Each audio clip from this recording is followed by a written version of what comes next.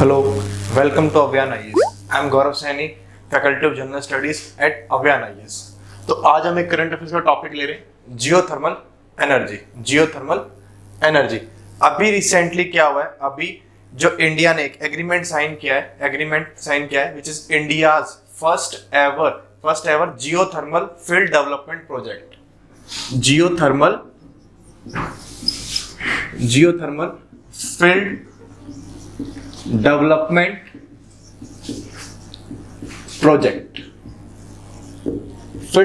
Project कहां पे? ले में, इन ले पुग्गा वैली आपका यहाँ पे ये जो है, ये जो जियोथर्मल फील्ड डेवलपमेंट प्रोजेक्ट है इन ले में पुग्गा वैली।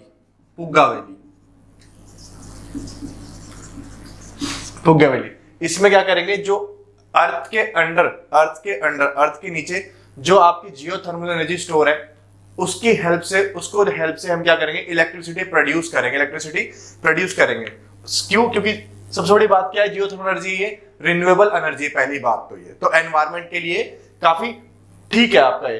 तो अब देखिए थोड़ा बताया तो आपको मैं सबसे पहले बताता हूं कि जियोथर्मल एनर्जी होता क्या है। थर्मल एनर्जी आपका जो आपकी कहां जनरेट होती है और स्टोर होती है इनसाइड द अर्थ क्रस्ट आपका। सो जो जियोथर्मल एनर्जी है, it is the electricity generated from the heat source with in the earth crust. देखिए आपको ये बात पता है, थोड़ा बता दूं आपको मैं।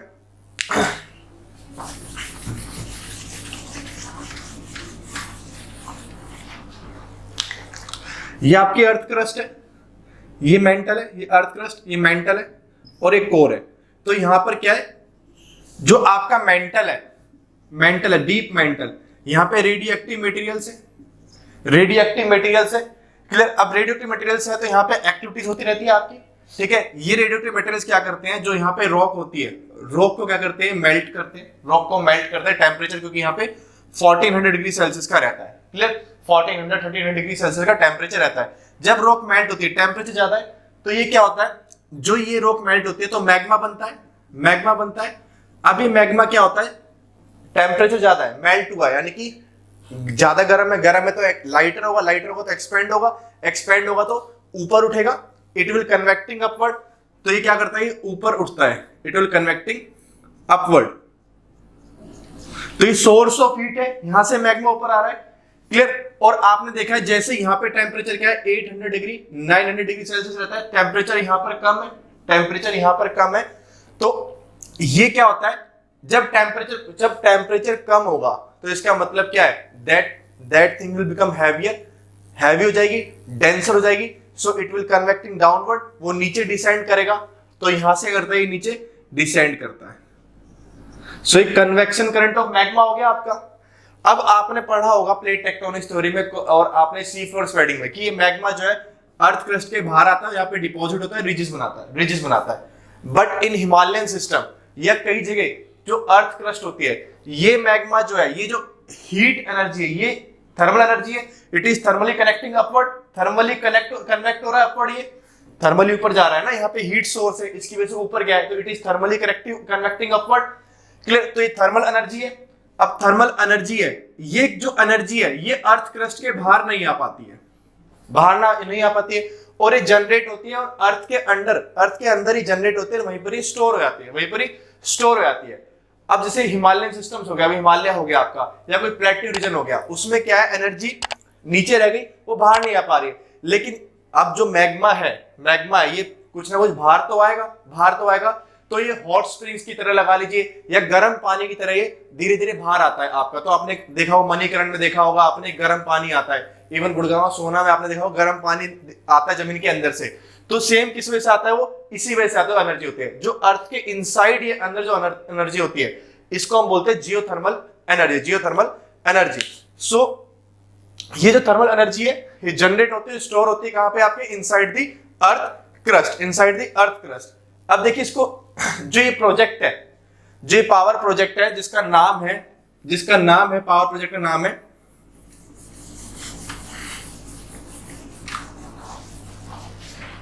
जियोथर्मल फील्ड डेवलपमेंट प्रोजेक्ट, जो कि पुग्गा विलेज लद्दाख के अंदर, पुग्गा विलेज लद्दाख के अंदर सेटअप करेंगे, स्टैब्लिश करेंगे। पुग्गा विलेज लद्दाख के अंदर इसको स्टैब्लिश करेंगे आपका। क्लियर। अब देखिए इसके अंदर बेसिकली निकालते कैसे, इसको कैसे निकालते हैं, देखिए ये आपकी अर्थ क्रस्ट है, ये अर्थ क्रस्ट है, यहां पे आपकी क्या है, ये एनर्जी स्टोर है, ये आपकी एनर्जी स्टोर है आपकी यहां पर। तो क्या करते हैं, अब जो गर्म पानी, अब जो अर्थ के इनसाइड है, अब ये जो गर्म पानी है आपका, ये स्टीम भी बना रहा होगा, स्टीम बना रहा होगा। तो इसमें क्या करते हैं, यहां पे पाइप इंजेक्ट करते हैं, पाइप इंजेक्ट करते हैं, और इस पाइप के इंजेक्ट करने के बाद डायरेक्टली क्या करते हैं, यहां से स्टीम बाहर निकाल लेते हैं।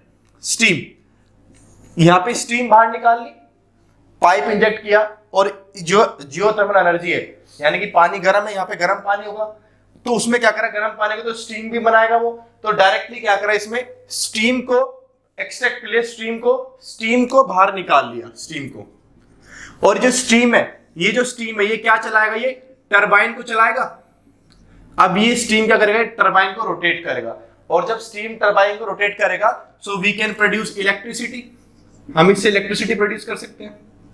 तो इसको बोलते हैं dry stem plant, dry stem plant. Clear. एक तो ये तरीका है आपका, एक तो आपका ये तरीका है, ठीक है। अब या तो आप डायरेक्टली स्टीम निकाल लीजिए, या आप क्या कर लीजिए, फ्लैश, सेकंड तरीका है इसके अंदर, आप flash stem plant, flash stem plant में हम क्या करते हैं, दूसरे तरीके से कैसे बना सकते हैं फ्लैश स्टीम प्लांट में, कि आप यहां से हॉट वाटर को आप यहां से बाहर निकाल लीजिए। हॉट वाटर को बाहर निकालेंगे, तो आपने हॉट वाटर को बाहर निकाल लिया, कुछ पोर्शन ऑफ वाटर को हम यूज करेंगे स्टीम बनाने के लिए, और उस स्टीम से हम क्या करेंगे, टरबाइन को चलाएंगे, उस स्टीम को हम क्या करेंगे, इस टरबाइन को हम चलाएंगे, ठीक है। अब जैसे ये स्टीम कूल डाउन हो जाएगी, जैसे स्टीम ठंडी हो जाएगी, आपकी स्टीम कूल डाउन हो जाएगी, फिर दोबारा से जो ये पानी बचा, इस वाटर को हम क्या करेंगे, कूलिंग टावर में भेज देंगे, कंडेंस कर देंगे, कूलिंग टावर भेज देंगे, और कूलिंग टावर के थ्रू इसको दोबारा से हम इंजेक्ट कर देंगे अर्थ क्रस्ट के अंदर, पानी को, इस पानी को दोबारा से इंजेक्ट कर देंगे अर्थ क्रस्ट के अंदर। क्लियर। ऐसे एक आपका बाइनरी साइकिल प्लांट है, उससे भी आप निकाल सकते हैं। तो कई तरीके, बाइनरी साइकिल प्लांट में क्या करते हैं, कि सिंपल बताया था आपको मैं, कि पानी निकालते हैं वाटर को, और वाटर निकालने के बाद उसको क्या है, उसको मॉडरेट जो उसको टेम्परेचर चाहिए होता है, उस पे उसको अलग से हीट करते हैं, उससे स्टीम जनरेट करते हैं, और फिर क्या करते हैं, पूरा ये आपका इलेक्ट्रिसिटी प्रोड्यूस करते हैं। तो ये बेसिकली मैंने बता दिया कितने तरीके से आप इलेक्ट्रिसिटी प्रोड्यूस कर सकते हैं। आप देखिए, ये यूपीएससी आपसे नहीं पूछेगा कि जियोथर्मल एनर्जी कैसे आप इलेक्ट्रिसिटी प्रोड्यूस करते हैं, ज्यादातर यूपीएससी आपसे क्या पूछेगा, जियोथर्मल एनर्जी भी नहीं पूछेगा, क्या होते हैं, क्या पूछेगा आपसे कि कौन कौन से तरीके हैं, ड्राई स्टीम प्लांट, इससे आप कर सकते हैं। और जो मेन जो क्वेश्चन बनेगा, इंडिया में जो आपका जियोथर्मल एनर्जी है वो कहाँ है, कहाँ आपका पोटेंशियल है जहां से हम जियोथर्मल एनर्जी हम निकाल सकते हैं। तो इंडिया में जो आपकी जियोलॉजिकल सर्वे ऑफ इंडिया है, उसने 350 जो है आपके क्या जियोथर्मल एनर्जी लोकेशंस को फाइंड आउट किया है, कि 350 ऐसी लोकेशन जहां से हम जियोथर्मल एनर्जी को यूज करके हम इलेक्ट्रिसिटी प्रोड्यूस हम कर सकते हैं, जिसका पोटेंशियल जिन्होंने बताया 10,000 मेगावाट का इनका पोटेंशियल इसका बताया है। बेसिकली 7 जियोथर्मल जो मेजर जो है इंडिया के अंदर 7 जियोथर्मल प्रोविंसेस है, 7 है आपके इंडिया में। देखिए अब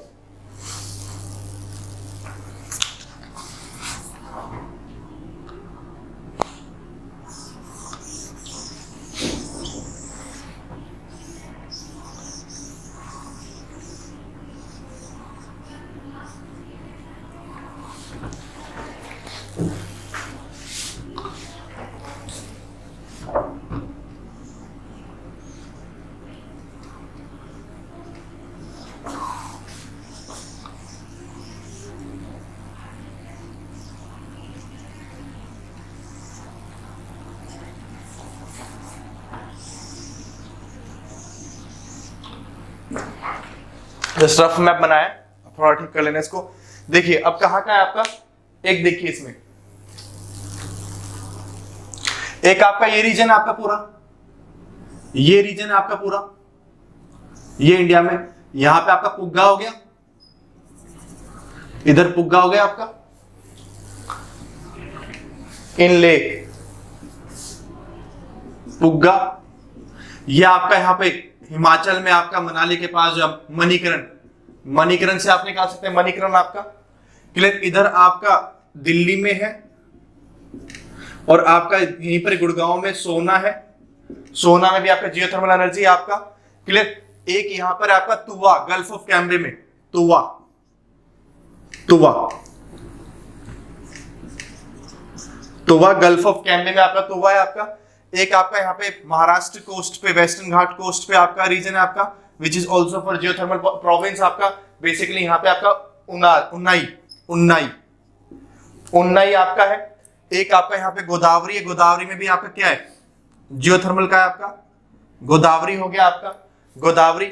सेम आपका आप देखेंगे इसके अंदर सोनाटा, सोन नर्मदा तापी, सोन नर्मदा तापी, यहाँ पे क्या है सोनाटा रीजन है, जो सोन रिवर और आपका क्या है नर्मदा तापी रीजन है, यहाँ पे मेनली सोनाटा हो गया आपका। और एक आपका सेम महानदी रिवर पे यहाँ पे आपका ताता पानी, ताता पानी, ताता पानी, क्या आपका ताता पानी आपका क्लियर। और एक आपका बकरेश्वर है, बकरेश्वर आपका, ये जो आपका सॉरी ताता पानी महानदी पे नहीं है, ताता पानी है महानदी, यहाँ पे बकरेश्वर है, बकरेश्वर, बकरेश्वर महानदी पे है, बकरेश्वर महानदी पे है, महानदी, महानदी रिवर है बकरेश्वर आपका। और यहाँ पे आपका थोड़ा बहुत आपका इस रीजन पे, हिमालय रीजन पे यहाँ पे। तो ये बेसिकली आपके 7 जो मेजर प्रोविंसेस जहाँ पे आपको जियोथर्मल एनर्जी आपको मिलती है। ये आपसे यूपीएससी पूछ सकता है विच ऑफ द फॉलोइंग इस कर से कहाँ आपको जियोथर्मल एनर्जी का पोटेंशियल, जहाँ से आप जियोथर्मल एनर्जी को यूज करके यू कैन प्रोड्यूस इलेक्ट्रिसिटी। तो इसको आप देख लेंगे आप क्लियर। अब दूसरी चीज इसमें आप देखिए इसके यूजेस क्या क्या है, क्या क्या यूजेस है आपके जियोथर्मल एनर्जी, क्या क्या यूजेस है आपके। सो अगर आप बात करें for houses, for individual personal use के लिए अगर आप बात करें तो इसमें आप क्या कर सकते हैं, जियोथर्मल एनर्जी को यूज करके आप अगर मान लीजिए सर्दी है सो उसमें क्या कर सकते हैं आप हीट कर सकते हैं, टेम्परेचर को क्या कर सकते हैं आप, टेम्परेचर को जियोथर्मल एनर्जी यूज करके ठंड के अंदर क्या कर सकते हैं, टेम्परेचर इंक्रीज कर सकते हैं। तो मॉडरेट टेम्परेचर होगा, सेम ठंड के अंदर कर सकते हैं उसको डाउन कर सकते हैं।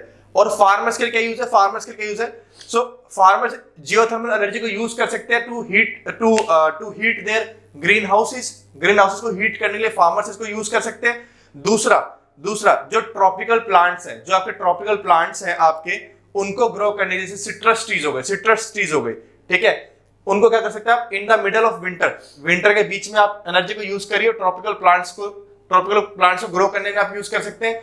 और दूसरा फिश फार्मिंग के लिए, फिश फार्मिंग के लिए भी क्या होता है कि जियोथर्मल एनर्जी जो होती है आपकी एसेंशियल होती है, जरूरी होते हैं फिश फार्मिंग के लिए, फिश फार्मिंग के लिए। और इंडस्ट्रीज में क्या, इंडस्ट्रीज में कैसे यूज कर सकते हैं, कुछ एक्सट्रैक्टिंग प्रोसेसेस होते हैं जहां पे आप जियोथर्मल एनर्जी का यूज कर सकते हैं। इंडस्ट्रीज के अंदर कुछ होते हैं जो प्रीशियस मेटल्स को एक्सट्रैक्ट करते हैं ना, तो उसमें भी आप जियोथर्मल एनर्जी को आप यूज कर सकते हैं, क्लियर। सो ऐसे एन नंबर ऑफ यूजेस के। और एडवांटेजेस क्या है इसके, एडवांटेजेस पहला आपको पता है लो कार्बन फुटप्रिंट है, लो कार्बन फुटप्रिंट है। आप अगर कोल से by burning coal you are producing electricity, so you are emitting carbon dioxide, आप कार्बन डाइऑक्साइड को एमिट कर रहे हैं ना एटमॉस्फेयर में, बट यहाँ पे क्या है कि आप कार्बन डाइऑक्साइड कार्बन को रिलीज कर रहे हैं, एमिशन हो रहा है कार्बन का, नहीं हो रहा ना, बहुत रेयर हो रहा है आपका, बहुत कम हो रहा है। सो लो कार्बन फुटप्रिंट है, पॉल्यूशन कम है। दूसरा रिन्यूएबल इन नेचर है, रिन्यूएबल इन नेचर है, रिन्यूएबल इन नेचर है क्योंकि इनसाइड द अर्थ जो आपका एनर्जी वो कंटिन्यूअसली जो है आपकी वो प्रोड्यूस हो रही है, जनरेट हो रही है और वो स्टोर भी हो रही है आपकी, ठीक है। स्टेबल और रिलायबल है आपका, ये स्टेबल एंड रिलायबल है, stable and reliable, stable and reliable, ठीक है, फ्लक्चुएट नहीं होता आपका। दूसरा इट कैन फुलफिल करेगा कौन सी, क्या need, fulfil need of remote locations और विलेजेस, जैसे पुग्गा वैली है आपका, सेम तुआ हो गया आपका, जो वहां पे विलेजेस हो गई, आप वहां पे इलेक्ट्रिसिटी प्रोड्यूस करिए और आप वहां पे इलेक्ट्रिसिटी उनको भेज सकते हैं इजीली। तो वहां की जो लोकल विलेजेस हो गई आपकी, जो रिमोट लोकेशंस हो गई, वहां पे इलेक्ट्रिसिटी की क्या डिमांड को पूरा करेगा, एक तरह से डिमांड को पूरा करेगा। हाई एफिशिएंसी है, हाई एफिशिएंसी है। दूसरा मेंटेनेंस कम रखनी पड़ेगी आपको, दूसरा मेंटेनेंस कम रखनी पड़ेगी आपको। लेकिन नेगेटिव्स क्या है इसके, डिसएडवांटेज क्या है, नेगेटिव्स क्या है?